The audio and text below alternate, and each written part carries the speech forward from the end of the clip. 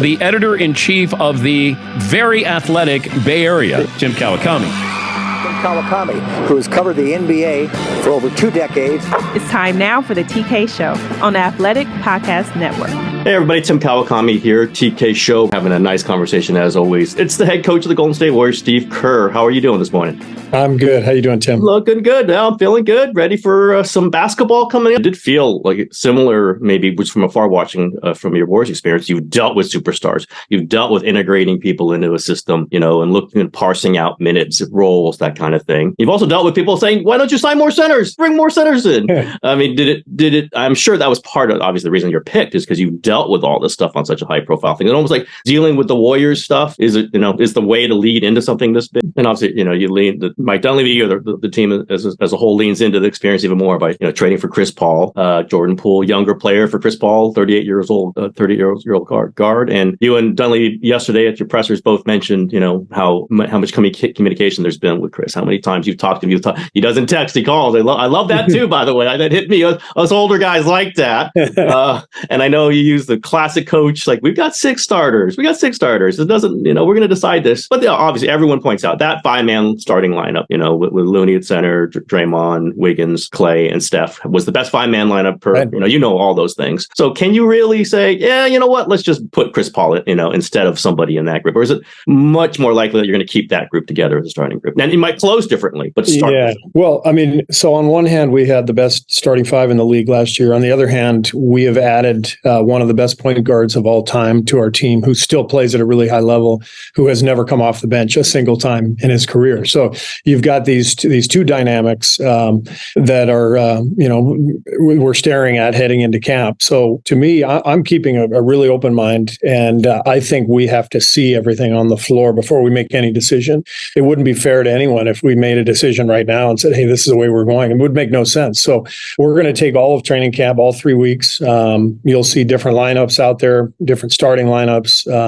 We're going to have plenty of combinations, plenty of discussions. I'm going to lean into the experience of this group, not only for what we see on the floor, but for the communication that happens off of it as we have to make this decision. Because the only way it works is if everyone's in and everyone believes in what we're doing. And I can't just make that proclamation before camp even starts. We got to see all this, and we'll make a decision after some time. Is Chris at least open to the possibility of coming off the bench? When we first talked, right after he signed, we had a discussion, and it was mainly just, what does our team have? What does it look like? What's my vision for the team? And so I addressed the issue briefly, but I basically told him what I just told you and told everybody listening, that we got to see, we got to work on this and put everything on the floor. But the thing I know about Chris is he's one of the great competitors in league history. He's an incredible competitor, gamer, winner. I felt like every time we played against Chris, regardless of what team he was on over the years, we were going up against this force, this guy who was just smart, tough, made every possession count for his team, would switch defensively and show this brute strength down on the block. In the Houston years when he would switch and we'd throw it inside, we couldn't score on him. Yep. This guy's he's a winner. And so he's coming to a team that already knows how to win.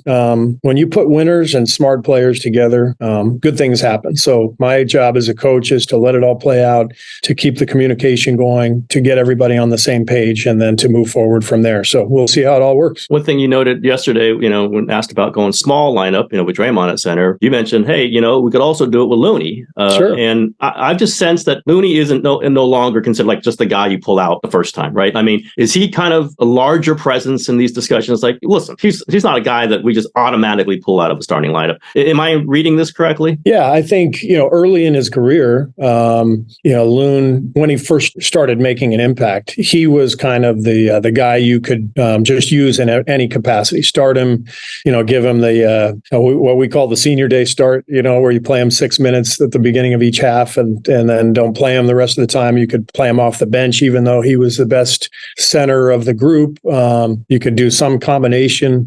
Part of the beauty of Loon is that he's just he's a winner, and he's an incredibly accommodating team first player.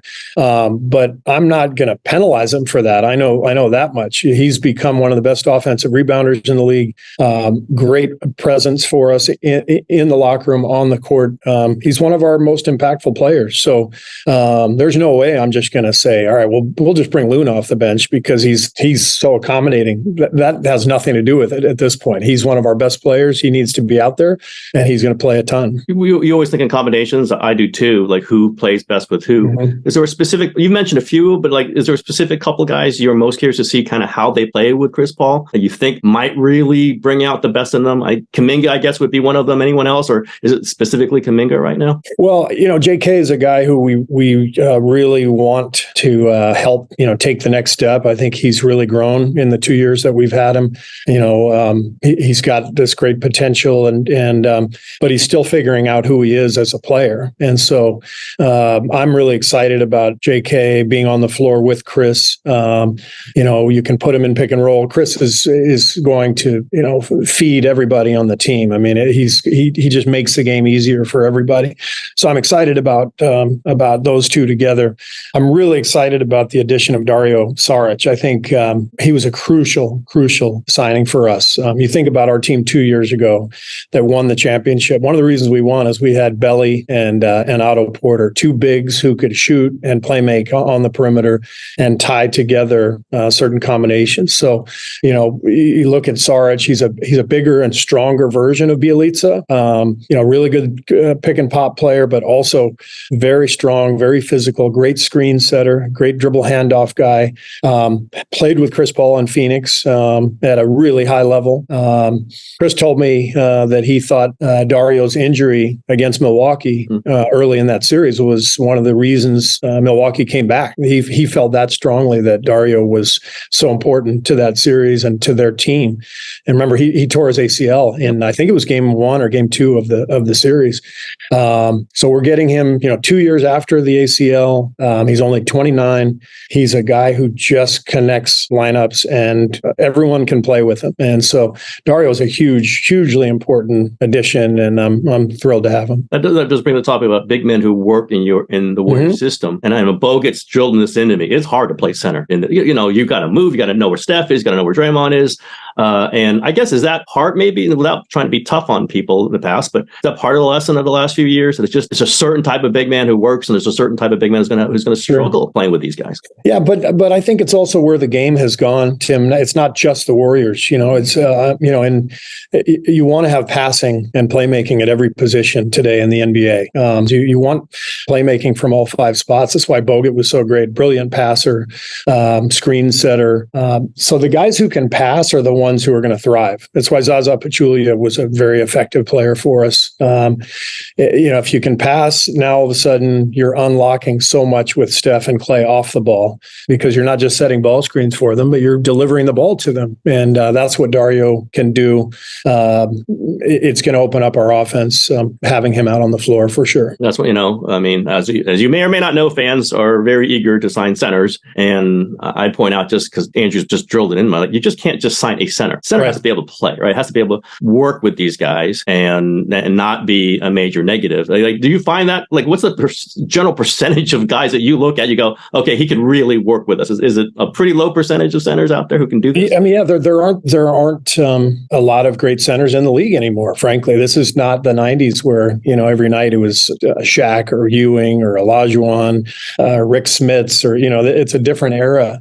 And everybody says, well, you need somebody to guard Jokic. It's like, yeah, good luck. Mm-hmm. I thought Anthony Davis last year was the key to our whole series. He just took away our spacing and was so dominant defensively. Maybe the best defensive center in the NBA. And then they get swept by Denver, and Jokic was incredible. So if Anthony Davis is going to struggle with Jokic, so is everybody else. And so you can't just look at it and say, well, we need somebody who's really big and strong to guard Jokic. You also have to say, all right, at the other end, what are we going to do? How can we make the game more even when you're going against a guy like that? Well, it's with playmaking and passing and putting the other guy in a difficult spot, and that's the balance you're really looking for. So you could throw a big guy out there on Jokic, and it may not matter, and then you're going to be less effective on offense at the same time, and you're really in a tough spot. As I always remember, when you beat Denver a couple years ago, obviously they didn't have Jamal Murray, didn't have Michael Porter Jr., but the guy you had guarding him pretty well was Draymond Green, right? I mean, not even nobody's classic, but that was the best guy, and that might be the best guy to guard him. We'll see, but he's an incredible player. He still scored a lot of points, he got a lot of rebounds, but it just isn't throw a big guy out there. And I'm going to keep crediting Boga for this. He just pounded my head. You know what? That Australian guy might have a point here, having played for the Warriors for a few years.